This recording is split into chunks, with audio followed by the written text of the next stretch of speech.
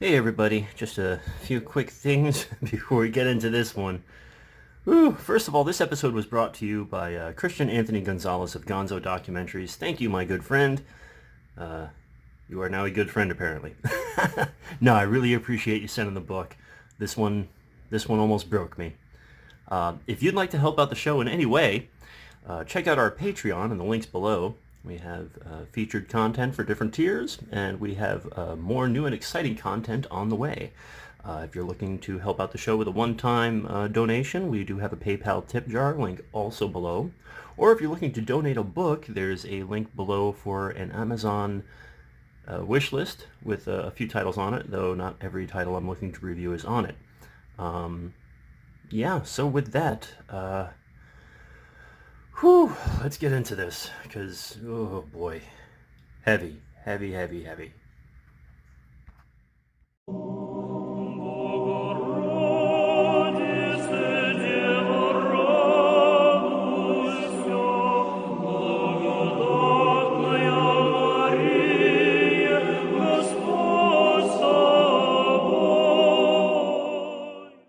Hello, my dear ones, and welcome back to Orthodox Review, the most uneducated educational show on the interwebs today. Scientifically proven fact, don't question it. So this is episode 48, my lovelies, and man, sorry to drop this one on you during Holy Week, but it's a very important book. Having read it now, I can say that before even reviewing it for you, I'm going to tell you right now, go out, get this book, and read it. It's important. Okay, a little bit about the author, Father Spyridon Bailey. He's a priest in England under the Russian Orthodox Church, a former Anglican priest. He's a regular podcaster on Ancient Faith Radio, has written several books, and has his own YouTube channel where he offers daily insight and inspiration from the Holy Gospels. Links to those will be below.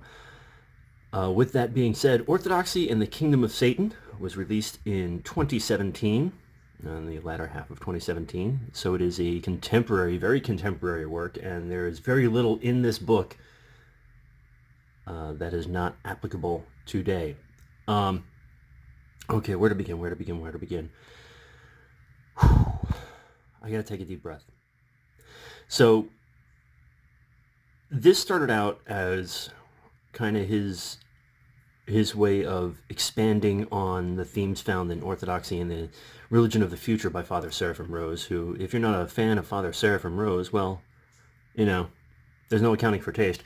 But if you're going to read this book and you want a little backstory into why Father Spyridon wrote this book, read Orthodoxy and the Kingdom of the Future by Father Seraphim Rose, because this really is its spiritual successor. Now, as most of you may know, usually in my videos I just kind of go off the cuff and just talk about books. This one was dense, and so forgive my stale reading, but I had to write down a script. I had to write a synopsis. After 5 pages of notes, I realized that there was no way I was going to be able to just kind of like use crib notes and then do my usual way of doing it. It was just kind of spur of the moment. So if you will indulge me, I would like to read to you the synopsis I wrote, and hopefully after that we can get into a bit of discussion about the book and about the themes in the book. So let's do this.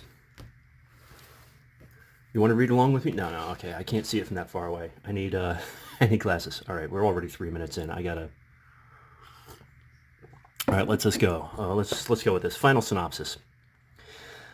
Father takes the reader on a well-researched journey through the organizations, banking systems, and religions that are, and have been for centuries, moving to dominate the world through the implementation of one world government and one world religion. Through subterfuge and strong-arming, the global elite have worked towards the destruction of national identity, replacing it with the idea of global citizenship, economic slavery, and spiritual delusion in an increasingly successful effort to subdue the nations and to take control under a humanist, Zionist authority, whose ultimate goal is the destruction of Christianity and all past religions, and the ushering in of the false Messiah. A thorough and well-written book, Father expertly breaks down the history of the banks, secret societies, and Kabbalist groups who have engineered this movement.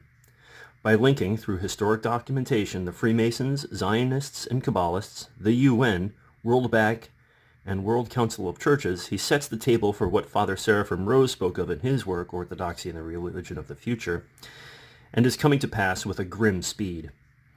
The final section of the book explores the social tools being used to meet these ends.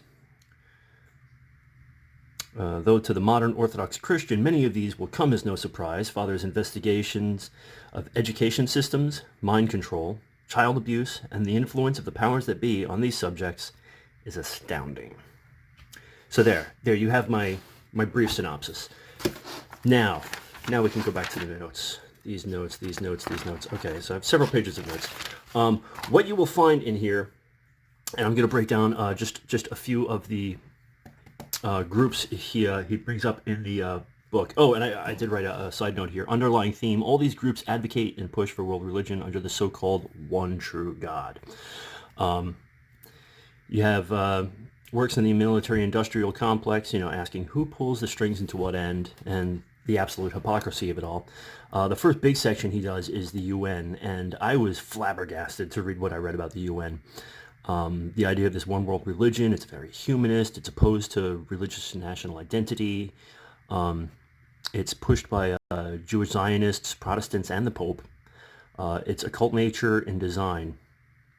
And that's really maybe what I'd like to focus on during this little talk, the history of the United Nations and its links to previous satanic cults, and the design of the building itself, and the fact that there is a meditation chamber, which is just chock full of occult imagery, is just disturbing, to say the least. Where was it? I'm looking for something in my notes here.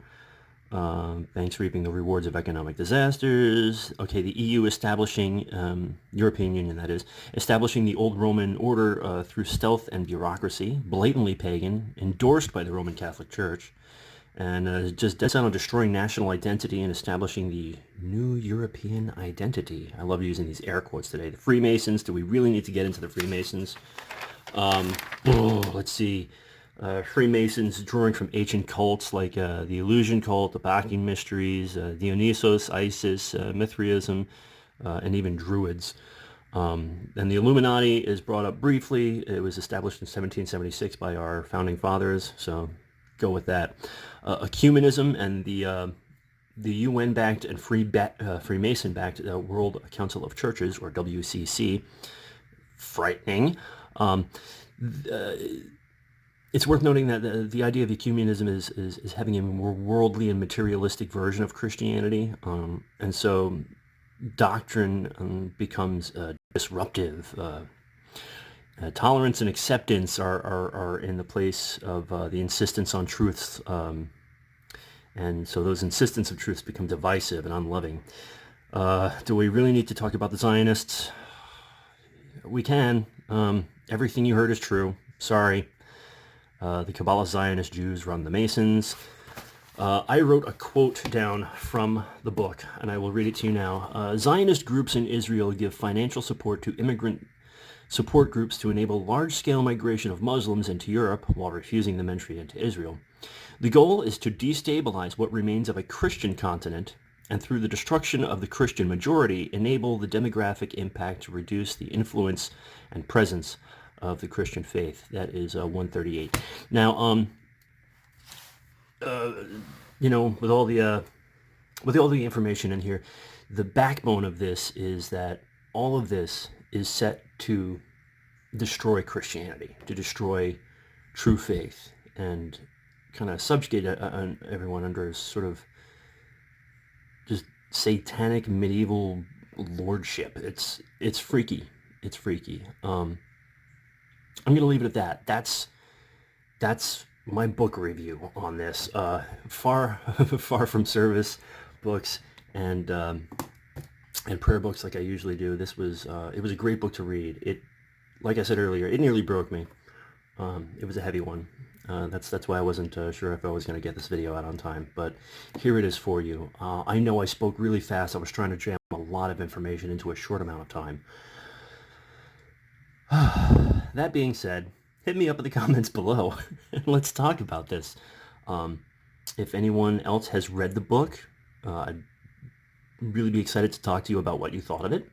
If you haven't read the book, I'd be more than happy to tell you in more detail about it. At any rate, yeah, so Father Spyridon Bailey, Orthodoxy and the Kingdom of Satan. A solid 1.5 thumbs up. I know I haven't done that in a while. Yeah, I would advise everyone to go out and get a copy of this book. If I could afford it, I'd just send out copies. It's going to be hard enough for me to procure a few more copies for a few people locally. Anyway, thank you. Love you all so very much. I hope your Holy Week is going well.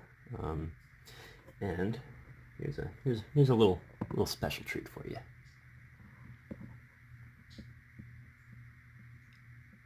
Spooky cat. Gotta end on a high note. Hey, everyone, go to church. Say your prayers. Remember God. God bless.